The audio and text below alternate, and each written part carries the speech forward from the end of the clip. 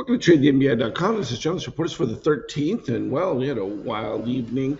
So the market was behaving as normal, but we had pointed out the potential threats of international situations, and well, that's what happened as soon as Israel bombed Tehran. The market started to react immediate to that news, and oil, of course, took a massive move. This is on the heels of another bizarre situation where the court it was Stephen Pryor's brother in the district court in California said that Trump had violated the Constitution by nationalizing the Guard, which is strange because if you know anything about how those charters work, that would mean that if that was an illegal act, then California has a standing army, and that would be an act of rebellion against the United States. Bizarre. Of course, the Ninth Circuit Court of Appeals, even as crazy as they are, stayed that motion immediately because, that's crazy talk. When you suggest that the commander in chief doesn't have control over the armed forces.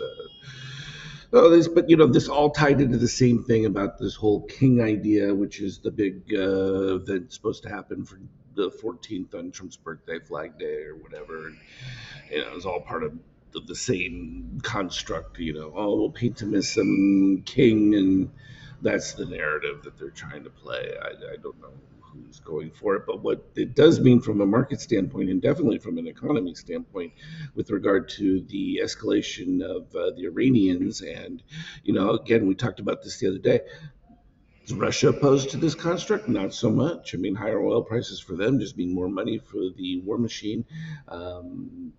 And they were talking about their nuclear capabilities being some of the best in the world, which there's only two other countries to compete with, China and the United States. But it's just part and parcel of the geopolitical constructs that are really starting to again surface, and where we had a quiet period where the market was slowly easing back up. This is going to disrupt that. Now, is it horrible? No, not per se. We have a strong short activity on this. No, this is just people running for the hills. No one willing to buy anything until they're clear on exactly what's happening. From a Nasdaq standpoint, it's still haven't dipped below 25. If you dip below 25, though, we could expect to see an extenuation of that. Of course, if there's softer talk and reconciliation, then maybe. But Israel suggested that they're not going to be stopping anytime soon. That this was just the beginning. Iran has already attempted drone attack retaliation. So the escalation of all these things, not great. Of course, Treasury's dropping on that news, and of course, then Trump saying he wasn't going to fire Powell, but that he should cut rates by a percentage point, and well, he should have. But at the end of the day, there's the nightmare. This ends any hope of keeping inflation in check and or potential for growth. So, I mean, it just puts a clamp on everything. And without a reduction in interest rates, this is going to stymie a lot of things, and you're going to see a lot of pullback in business because, all of a sudden costs just escalated dramatically across the board. And unless this gets eased off quickly, which doesn't look like it's going to, it's problematic in a lot of aspects, and it sort of just defeats everything that Trump had been working for. Of course, the euro was excited on all this because their war footing is all set to rock and roll. But that's a paper tiger, so I'm not really worried about that. But again, this is their view that the U.S. was going to implode, despite all the data. I mean, everything that was coming through was showing that there wasn't any of this tariff inflation, blah blah blah blah. So it was all turning out right, but this is all going to shift it backward, going the other direction, to wrong simply because of an inflationary move. From a gold standpoint, it's going to continue to rock, so we should expect to see it move towards the highs. Instability like that is going to cause people to go to safety.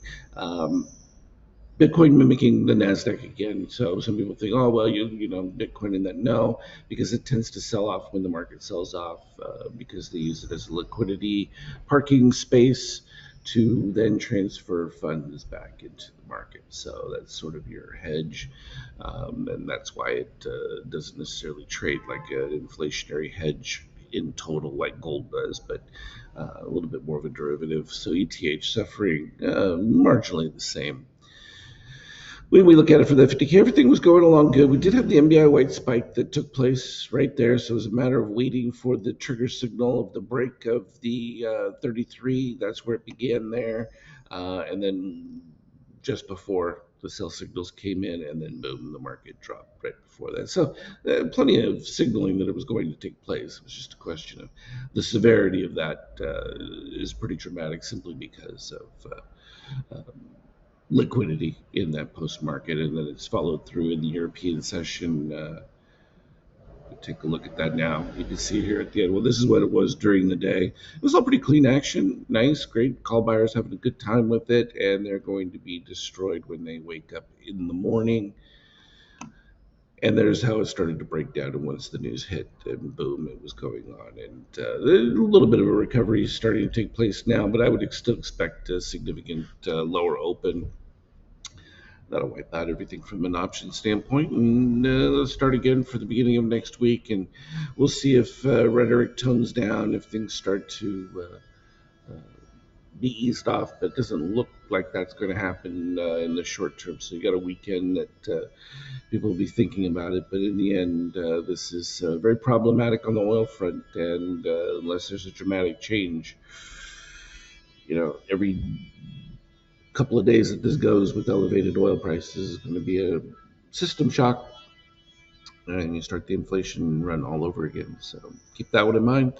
As always, though, anything relevant, I'll put it on the team chat. Have a good one. Trade well.